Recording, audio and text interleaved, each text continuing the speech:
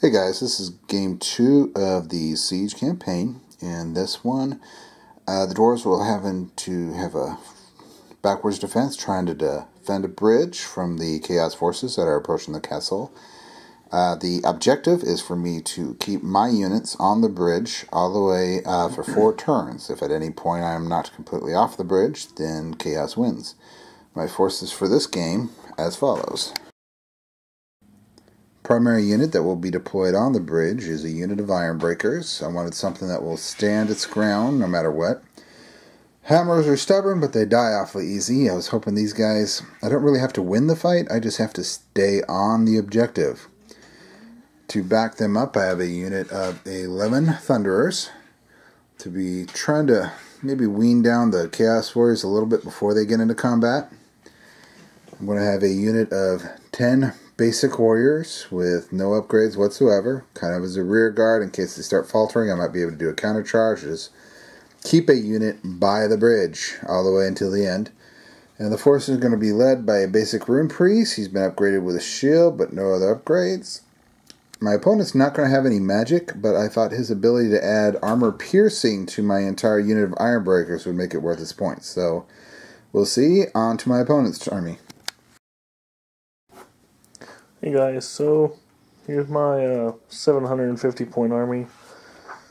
My objective is to scare him off the bridge. So I got my Exalted Hero, which is not Arcanon, 1 Dragon Ogre, 2 Skull Crushers, 2 squads of Corn Warriors with 2 hand weapons. Let's see what happens. Okay, so here's the table in deployment. We got the road going all the way across to the pass. We got a river in the middle, representing the bridge. So I've deployed the iron breakers with the rune priests right in the middle on my side. Just hoping that they can stay in there. I was only allowed to place 1 unit in the middle, so these guys are 12 inches up as far as I could. Gonna hurry and rush them in there so they can help out the iron breakers.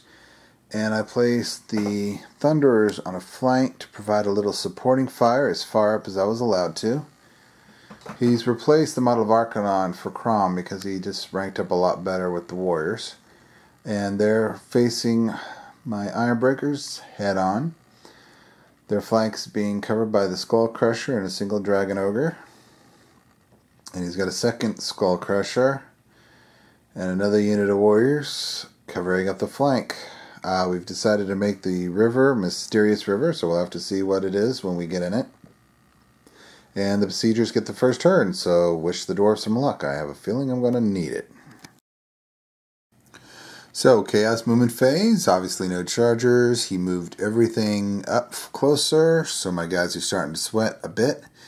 And on to Dwarf turn 1.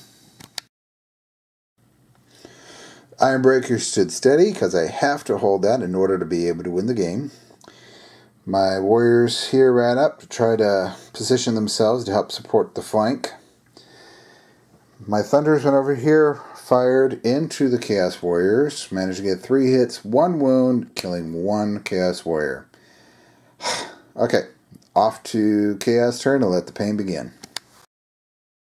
Okay, the dwarves just want to go home now.